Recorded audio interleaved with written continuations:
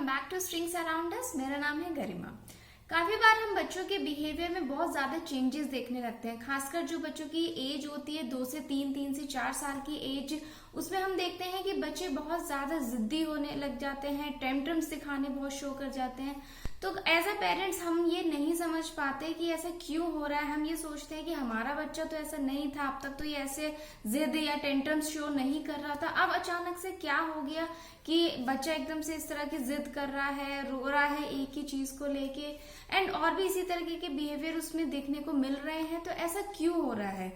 श्रेष्ठ भी अभी इसी एज ग्रुप में है, टॉडलर्स में एंटर कर चुका है, एंड वो भी जिद्दी, टेंट्रम्स, इस तरह के बिहेवियर उसके अंदर भी आए।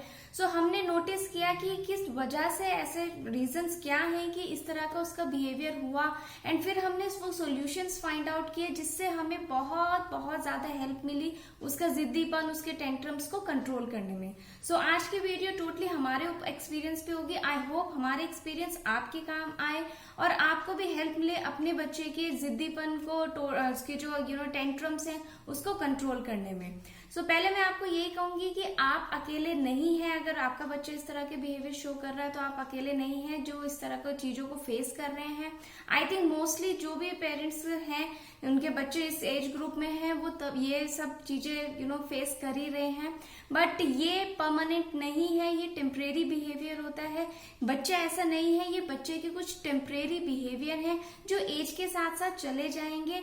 कुछ बातों का आपको इस टाइम पे ध्यान रखना है, कुछ चीजों को आपको फॉलो करना है, एंड जैसे जैसे बच्चा बड़ा होगा वो चीजों को समझने लग जाएगा और ये जो बिहेवियर है, जिद्दीपन, टेंट्रम शो करना, एक ही बात पे रोना, ये सब धीरे धीरे अकॉर्डिंग टू एज वो चला जाएगा।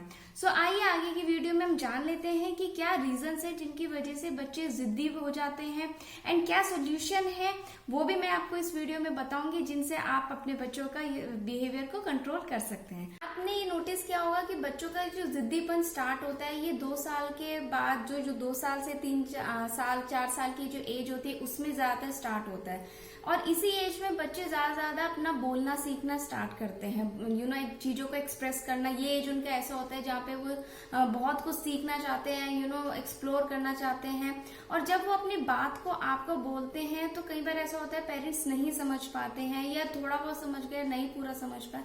तो इस टाइम पे जो कम्युनिकेशन का प्रॉब्लम है ये सबसे बड़ा प्रॉब्लम आता है, क्योंकि बच्चा अपनी कोई बात कहना चाह रहा है, पेरेंट्स शायद उस चीज को नहीं समझ पाया, तो इस वजह से बच्चे के अंदर बन जाता है बहुत चिड़चिड़ापन। सो ये एक रीजन है कि बच्चे के अंदर जिद्दीपन बनता जाता है, क्योंकि उसे लगता है कि उसकी बात को दूसरा जो सामने है उसको वो समझ नहीं रहा है। दूसरा जो पॉइंट आता है वो ये है कि कई बार बच्चे इतना ज्यादा खेलते हैं, पूरा दिन खेलते रहते हैं और उन्हें ये नहीं समझ आता कि वो थक गए हैं। तो एक टायर्डनेस भी जो एक रीजन होता है, जो जहाँ पे बच्चे थक जाते हैं लेकिन वो समझ नहीं पाते कि वो थक गए हैं या उन्हें रेस्ट चाहिए, और वो उस वजह से उनके अंदर एक चिड़चिड़ापन बन जाता है, और फिर उस टाइम पे आप उन्हें अगर कोई चीज बोलते हैं या उन्हें कुछ करने के लिए देते हैं तो वो बहुत चिड़चिड़े हो जाते हैं और बहुत ज्यादा जिद्दी हो जाते हैं, रोने लगते हैं।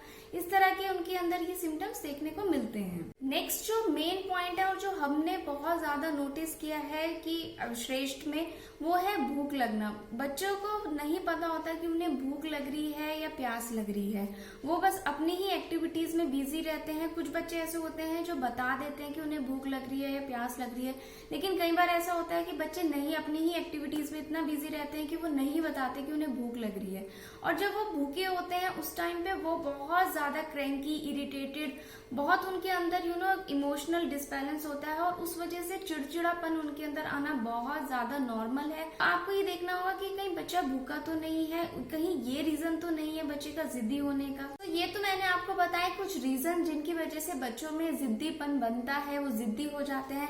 आइए बात कर लेते हैं सोल्यूशन के बारे में जो हम कर सकते हैं बच्चों के इस बिहेवियर को कंट्रोल करने में। सो पहली बात है, सबसे नंबर 1 आता है, आपको बच्चे का रूटीन बनाना है और उस रूटीन को फॉलो करना है।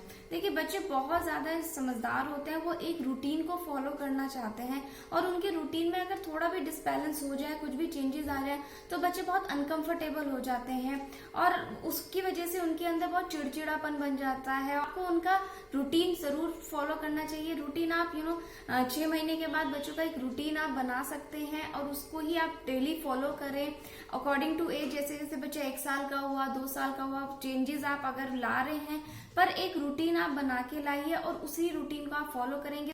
नेक्स्ट हम बात करते हैं बच्चों का जैसे भूख लगना। तो जैसे मैंने आपको बताया कि बच्चे भूख की वजह से भी बहुत ज्यादा जिद्दी होते हैं और टेंट्रम शो करने लग जाते हैं। तो आपको ये ध्यान रखना पड़ेगा कि आप जो रूटीन फॉलो कर रहे हैं उसमें बच्चा अच्छे से सो रहा है या बच्चा अच्छे से खा रहा है, या अगर आप कहीं जा रहे हैं तो उससे पहले आप बच्चे को अच्छे से उसका पेट भर के उसको खिला के लेके जाइए। और साथ में आप कुछ स्नैक्स वगैरह या फ्रूट्स वगैरह भी जरूर लेके जाइए बच्चों के लिए। आपको ऐसा लगेगा कि शायद आपने तो अभी खिलाया था बच्चे को तो शायद उसे भूख नहीं लगी हो, बट आप ट्राई कर सकते हैं कि जिस टाइम बच्चा जिद कर रहा हो या टेंट्रम शो कर रहा हो और आपको लगता है बच्चे ने अच्छे से नींद भी लिया है और उसका सब रूटीन फॉलो हो रहा है, तो आप उसको कुछ स्नैक्स वगैरह या कुछ फ्रूट्स ऑफर करके देखिए। एंड आप देखेंगे कि बच्चा जैसे ही खाएगा उसका पेट भरा हुआ होगा तो उसका जिद्दीपन, उसका ये रोना, चिड़चिड़ापन होना, ये सब धीरे धीरे अपने आप ही खत्म हो जाएगा। नेक्स्ट जो सोल्यूशन है वो है बच्चे का माइंड डाइवर्ट करना। अगर आपको लग रहा है कि बच्चे ने अच्छे से खा लिया है, वो सोया भी अच्छे से, पूरा रूटीन बहुत अच्छे से फॉलो हुआ है, बच्चा जिद कर रहा है किसी चीज को, एक पर्टिकुलर चीज को लेके रो रहा है कि उसको वही चाहिए, होता है बच्चों में, बहुत नॉर्मल है। तो सबसे बेस्ट सोल्यूशन जो है इसका वो है बच्चे का माइंड डाइवर्ट करना। अगर आप बच्चे का माइंड डाइवर्ट करेंगे तो वो बच्चा जिस वजह से रो रहा है, जिस चीज के लिए जिद कर रहा है, वो उसे भूल जाएगा। माइंड डाइवर्ट करने के लिए अगर आप घर में हैं जैसे हम करते हैं, हम श्रेष्ठ को बालकनी में ले जाते हैं, उसको मून, स्टार ये सब दिखाना शुरू कर देते हैं। माइंड डिस्ट्रैक्ट करने से बच्चा उस चीज को भूल जाता है और फिर वो उस चीज के लिए जिद करना बंद कर देते हैं। नेक्स्ट बात का जो आपको ध्यान रखना है वो ये है कि आपको बच्चे को किसी भी चीज के लिए एकदम से नो नहीं बोलना है। आपको ज्यादा से ज्यादा नो नहीं बोलना है। एज अ पेरेंट्स हम काफी बार, आपने भी नोटिस किया होगा कि हम दिन में बच्चे को मोस्टली हर चीज के लिए नो बोलते हैं कि नो, ये नहीं करना है, ये नहीं लेना है, ये नहीं खाना है, नो नो नो। तो इससे क्या होता है कि बच्चा जिस चीज को आप मना कर रहे हो उसी चीज को वो बच्चा करने की कोशिश करता है, उसी चीज की वो डिमांड करता है। तो आपको बच्चे को नो नहीं बोलना है। मैं ये नहीं कह रही कि आप उन्हें कभी भी नो मत बोलिए। बहुत ही अगर ऐसी चीज है जो उनके लिए हार्मफुल है तो आप डेफिनेटली उस चीज के लिए नो कीजिए। अगर आपको लगता है कि नो से बेटर आपके पास कोई और उसका सब्स्टिट्यूट है, आप उसको किसी और तरीके से बच्चे को बोल सकते हैं, तो आप वो मेथड यूज करिए, पर डायरेक्टली नो वर्ड यूज मत करिए। वो बच्चे को बहुत ज्यादा इरिटेट कर देता है कि उसे लगता है कि ये क्यों नहीं मुझे मिल रहा है। तो आप उसको नो मत कहिए। नेक्स्ट, अगर आपको लग रहा है कि बच्चा रो रहा है, अननेसेसरली जिद कर रहा है, या आप रूम में है, वो आप कह रहे हो कि बाहर आ जाओ, वो नहीं आ रहा है, जिद कर रहा है कि नहीं आना और रोने लग जाता है, तो आप उसके रोने पे एकदम से रिएक्ट मत करिए। अगर बच्चा रो रहा है अननेसेसरली चीज के लिए तो आप उसको रोने दीजिए। थोड़ी देर बाद आप देखेंगे कि बच्चा अपने आप चुप हो गया, उसको लगेगा कि मुझे अटेंशन नहीं मिल रहा है अभी और मेरी इस चीज को कोई नोटिस भी नहीं कर रहा है, तो वो थोड़ी देर रोएगा लेकिन उसके बाद वो अपने आप चुप हो जाएगा। लेकिन अगर आप अगर ऐसे करेंगे कि बच्चा रो रहा है और एकदम से आप उसके पास चले जाएंगे, उसको चुप करने लग जाएंगे, तो बच्चे बहुत स्मार्ट होते हैं, वो ये समझ जाएगा कि अच्छा ठीक है, मेरे रोने से मुझे ये चीज मिल जाएगी। तो बच्चे फिर अगली बार आप देखोगे कि जरा जरा सी चीज पे रोने लगेंगे और वो आपसे ये एक्सपेक्ट करेंगे कि आप उनकी वो डिमांड पूरी कर देंगे। आपको एक पॉजिटिव लैंग्वेज बच्चे के साथ यूज करनी है। लाइक फॉर एग्जांपल हम क्या करते हैं, हम अगर श्रेष्ठ दूसरे बच्चे का टॉय ले लेता है और जिद करता है कि उसे नहीं देता है, सो हम उसको नॉर्मली ये बोलते हैं कि श्रेष्ठ, दिस इज आप नॉट योर टॉय, ये आपका टॉय नहीं है, आपका टॉय आपका घर पे टॉय है। अगर वो इस चीज को मान गया है तो ठीक है, अगर वो कई बार नहीं मानता इस बात को तो हम लोग बहुत आराम से उसको बोलते हैं कि ओके ये टॉय को हम हाइड कर देंगे, अब दूसरा बेबी भी नहीं लेगा ये टॉय। तो हम क्या करते हैं, हम उसको हाइड कर देते हैं, धीरे से कहीं पे भी छुपा देते हैं, एंड थोड़ी देर बाद आप देखेंगे कि बच्चे भूल ही जाते हैं उस पर्टिकुलर टॉय को। तो आप ये ट्रिक बच्चों के साथ इस्तेमाल करके सकते हैं, हाइड वाली।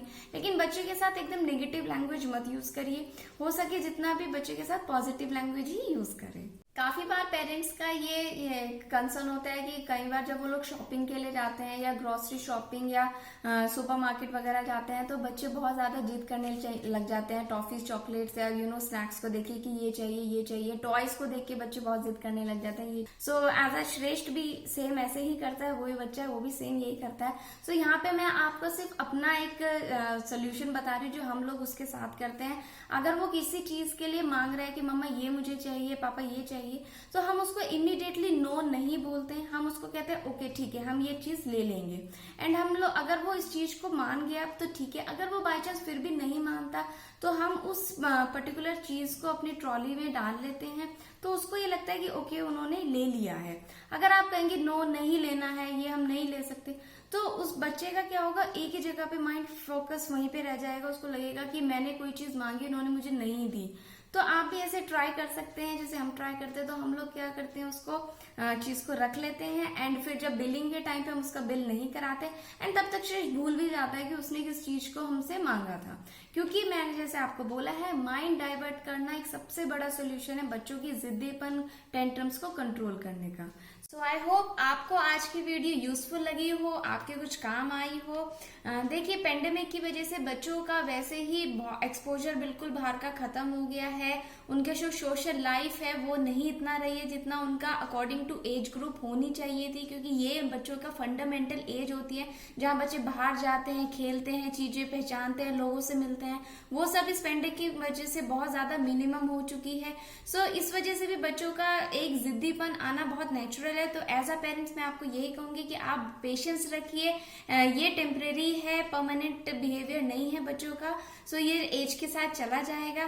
सो आई होप ये आपको आज की वीडियो यूजफुल लगी हो, आपके अगर काम आई हो तो प्लीज वीडियो को लाइक जरूर कीजिए, चैनल को सब्सक्राइब कीजिए, शेयर कीजिए, कमेंट कीजिए आपका कैसा एक्सपीरियंस रहा। एंड चैनल को भी जरूर सब्सक्राइब करिए अगर आप मेरे चैनल पे पहली बार आए हैं और अभी तक सब्सक्राइब नहीं किया है तो चैनल को भी जरूर सब्सक्राइब कीजिए।